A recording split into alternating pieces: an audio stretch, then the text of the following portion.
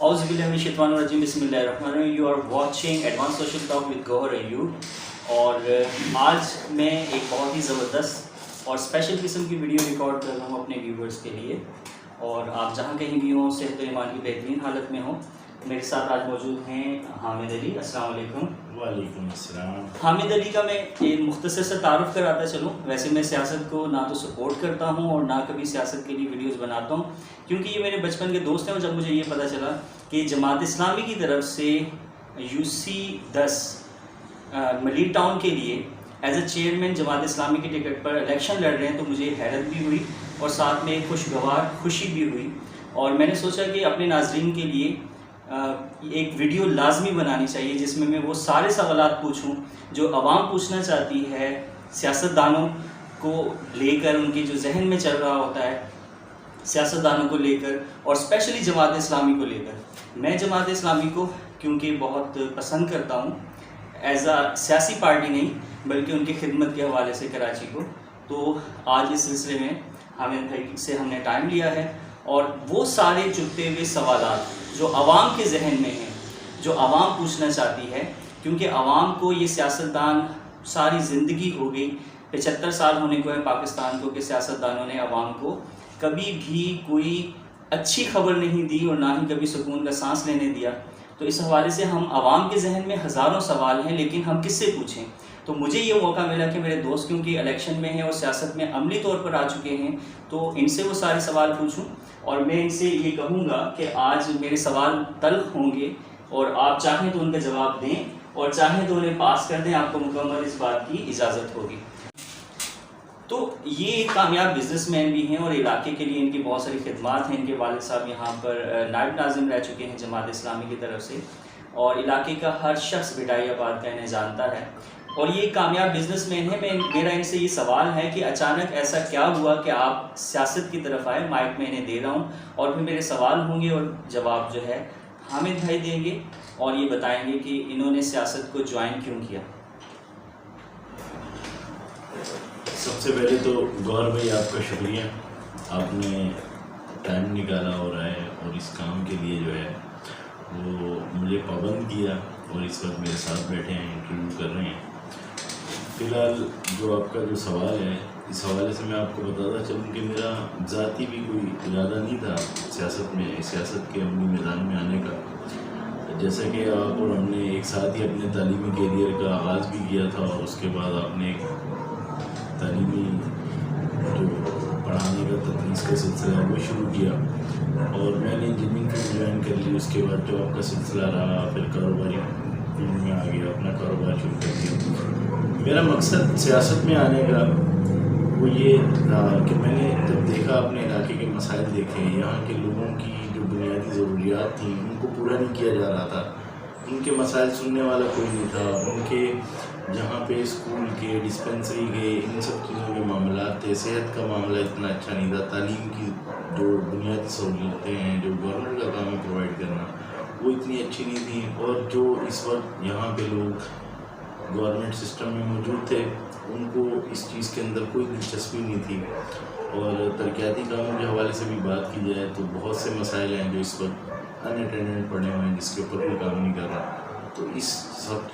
چیزوں کو دیکھتے ہوئے میں نے یہ فیصلہ کیا کہ عملی طور پہ سیاسی میدان میں آئے جائیں. اچھا حامد بھائی، اگر آپ نے سیاست میں عملی طور پر آنا ہی تھا تو پھر اور بہت ساری سیاسی پارٹیاں ہیں جو کہ ایک بہت اس علاقے کو ہی لے گئے، یہاں پر بہت بڑی بڑی سیاسی پارٹیاں ہیں. جماعت اسلامی کو ہی آپ نے کیوں چنا؟ وہ کیا وجہ تھی، وہ کیا موٹیویشن تھی جس نے آپ کو اس بات پر مجبور کیا کہ آپ جماعت اسلامی کے پینل سے الیکشن لڑیں؟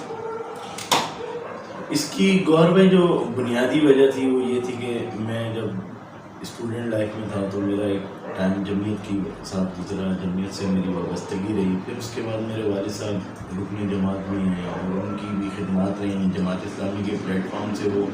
منتخب نمائندے رہے، UC13 کے نائب ناظم رہے. پھر اس کے علاوہ بہت زیادہ سوشل ورک وہ کرتے رہتے تھے علاقے کے اندر. تو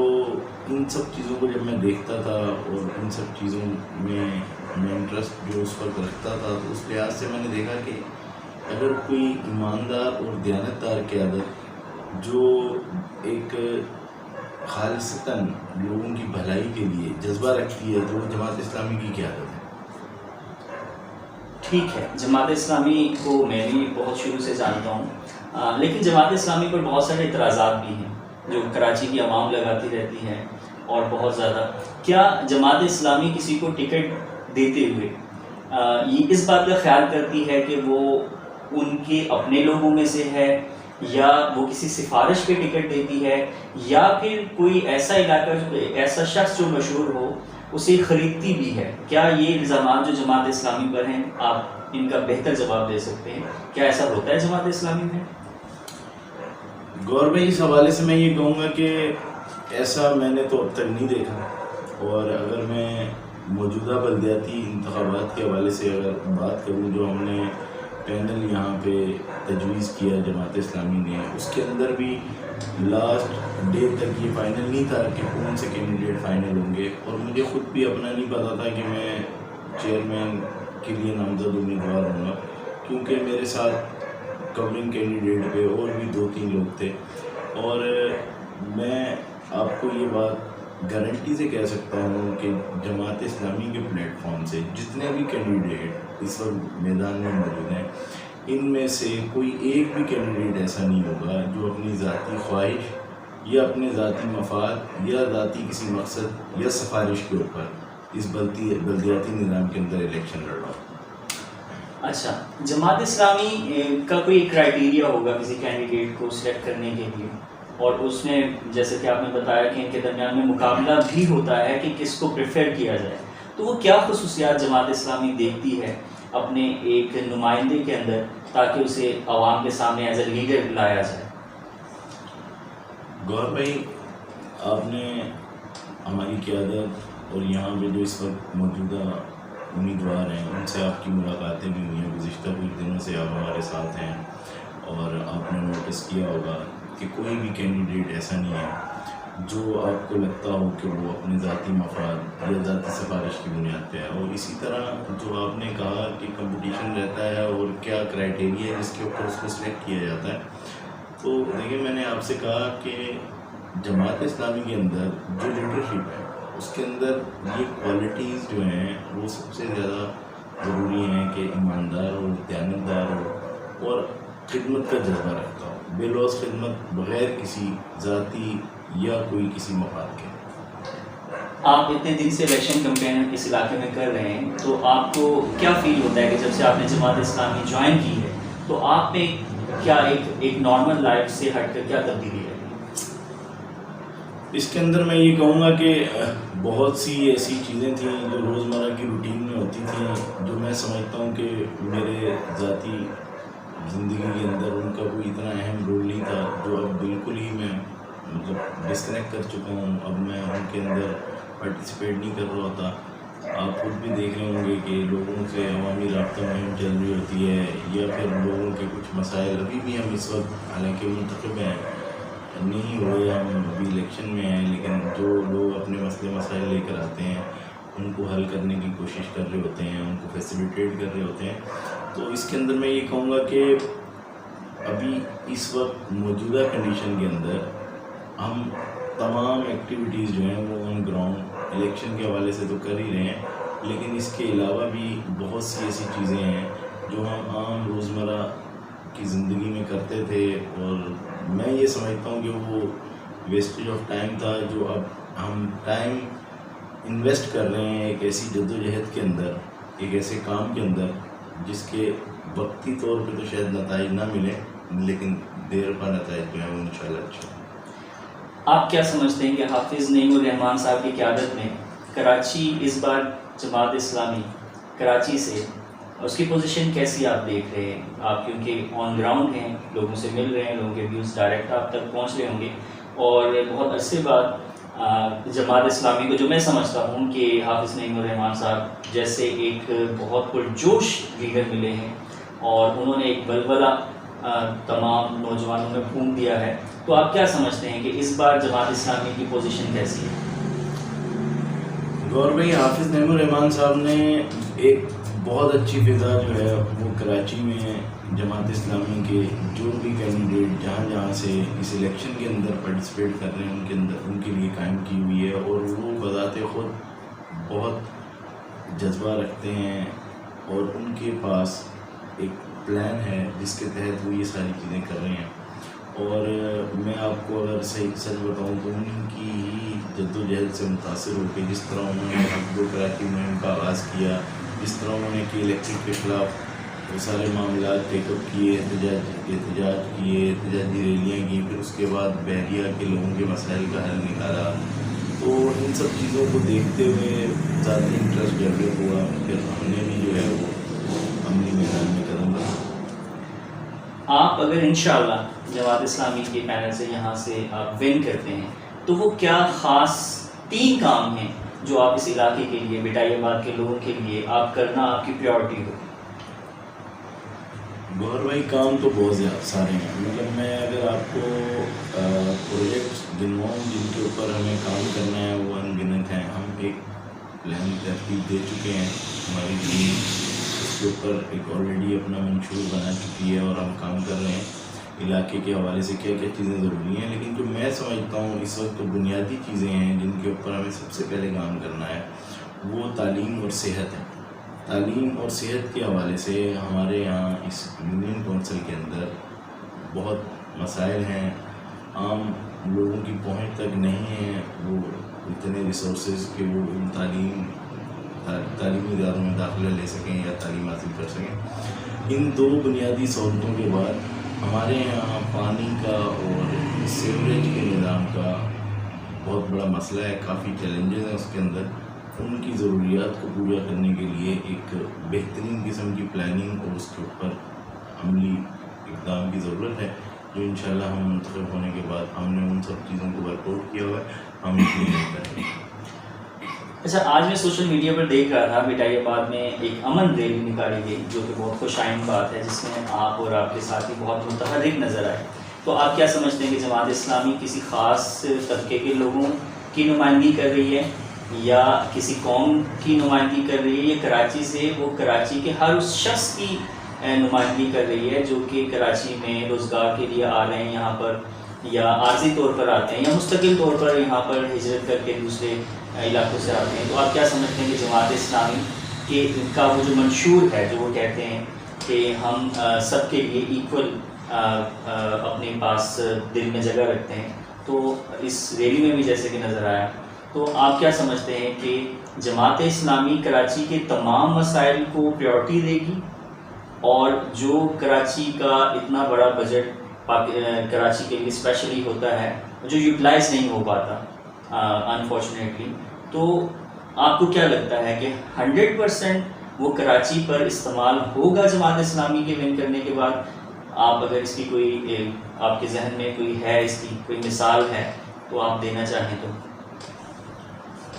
اس کے اندر جو آپ نے ایک امن ریلی کے حوالے سے بات کی، اس کے حوالے سے میں آپ کو یہ بتانا چاہوں گا کہ یہ ہمارے ایک جو مقامی قیادت ہے، جو معززین علاقہ ہیں، ان کی ایک کوشش تھی جس کے نتیجے میں ہم سے انہوں نے رابطہ کیا تمام کینڈیڈیٹ سے، اور اس کے اندر میرے سمیت بشمول باقی لوگوں نے بھی بہت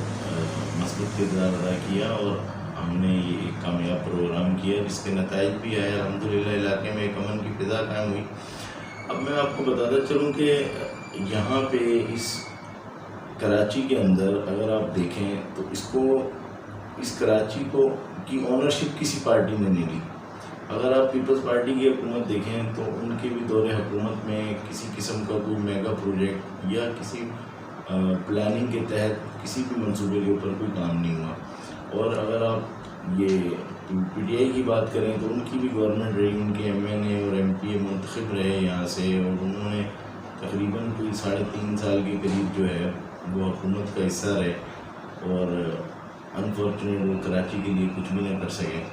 اور کوئی بھی ایک ایسا پروجیکٹ پانی کے حوالے سے K4 کا پروجیکٹ ہو، سرکولر ریلوے کے مختلف افتتاح ہوئے، لیکن عملی طور پہ آج بھی وہ غیر فعال ہے، اس کے اوپر کوئی کام نہیں ہو رہا. تو میں سمجھتا ہوں کہ جماعت اسلامی جو اقتدار میں تو نہیں تھی، لیکن اس کے باوجود انہوں نے کراچی کے آپ کسی بھی فیز میں دیکھ لیں جہاں بارشوں کا مسئلہ ہو، بارش سے متاثرین کا مسئلہ ہو، یا پھر کرونا کے جو ایک آپ کے سامنے ویو آئی، اس کے اندر گھر گھر الخدمت کے پلیٹ فارم سے ایک بہت بڑا نیٹ ورک تھا جنہوں نے کراچی کے لوگوں کی مدد کی. تو جماعت اسلامی اور اس کی الخدمت کی ٹیم ہر حکومت میں میدان میں موجود رہی ہے، لوگوں کی خدمت کرتی رہی ہے، لوگوں کے مسائل حل کرتی رہی ہے. جماعت اسلامی انشاءاللہ ہماری پوری امید ہے، دعائیں ہیں جماعت اسلامی ون کرے. اور جیسے کہ آپ نے کہا جماعت اسلامی کراچی کی آنرشپ وہ سمجھتی ہے کہ کراچی والوں کو کراچی کا حق ملنا چاہیے. اور اگر خدا نخواستہ ہم ایک پروبیبلٹی ہے، اگر ہم جیت کو ذہن میں رکھتے ہیں تو ہار کو بھی ذہن میں رکھتے ہیں. میرا آخری سوال ہے اور بس آپ مختصر سے اس کا جواب دے دیجئے، پھر ہم اجازت چاہیں گے آپ سے کیونکہ آپ کا وقت بھی بہت قیمتی ہے، کہ اگر جماعت اسلامی اللہ نہ کرے ون نہیں بھی کرتی تو آپ لوگوں کا کیا رویہ رہے گا، اور کیا ہم پھر مزید 5 سال الیکشن کا انتظار کرتے رہیں دوبارہ سیاسی لوگوں کے چہرے دیکھنے کے لیے؟ گور بھائی، سب سے پہلے تو میں بہت پر امید ہوں. کراچی میں اس وقت جو انشاءاللہ فضا بنی ہوئی ہے، اور میں اگر اپنے اس حلقے کی بات کروں، اس حلقے UC10 ملیر ٹاؤن کے اندر اس وقت بھی فضا جو ہے وہ جماعت اسلامی کے حق میں ہے، اور بہت پر امید ہیں. لوگوں کا بہت اچھا رسپانس ہے. لوگ ہم سے خود رابطہ کر رہے ہیں، ان کے جو ووٹر لسٹ میں اندراج ہیں ان کے سلسلہ نمبر، گرانہ نمبر کے لیے ہم سے رابطہ کر رہے ہیں، اور اتنا انٹرسٹ لوگوں کا ڈیولپ ہوا ہوا ہے. اور میں سمجھتا ہوں کہ انشاءاللہ اس دفعہ کراچی کی عوام یہ فیصلہ کر چکی ہے کہ میئر کراچی انشاءاللہ حافظ نعیم الرحمان ہوں گے. اور جہاں تک آپ نے بات کی کہ اگر نہیں آتے اقتدار میں، اگر نہیں بھی ہوتے، دیکھیں ہماری جماعت اسلامی کی قیادت جب اقتدار میں نہیں رہی تب بھی کام کرتی رہی، اور ہم اگر نہیں آئے اقتدار میں تو ایک اچھی اپوزیشن کے طور پہ ان تمام اقتدار میں بیٹھے لوگوں کا دروازہ کھٹکھٹاتے رہیں گے عوام کی خدمت کے لیے انشاءاللہ. میں اپنے ناظرین سے اجازت چاہوں گا کیونکہ ہم عام طور پر 10 سے 15 منٹ کی ویڈیو ہی بناتے ہیں، اور ہم کچھ دن بعد پھر انٹرویو کریں گے، اور سیاسی لوگوں کو سوال کرنے کا جو ہمیں موقع ملا ہے وہ اپنے ایڈوانس سوشل ٹاک کے ناظرین کے لیے ہم لیتے آئیں گے. اور ہم حامد علی بھائی کا بہت شکریہ ادا کرتے ہیں کہ انہوں نے بہت مشکل سے ہمیں ٹائم دیا، کافی دن مجھے ان کے پیچھے پھرنا پڑا. اور انشاءاللہ آپ سے پھر جلد ملاقات ہوگی اس دعا کے ساتھ کہ آپ جہاں کہہ رہے ہیں صحت و ایمان کی بہترین حالت میں رہیں اور خلق خدا کے لیے آسانیاں مہیا کرتے رہیں. گوہر ایوب کو ایڈوانس سوشل ٹاک سے اجازت دیجیے. اللہ حافظ.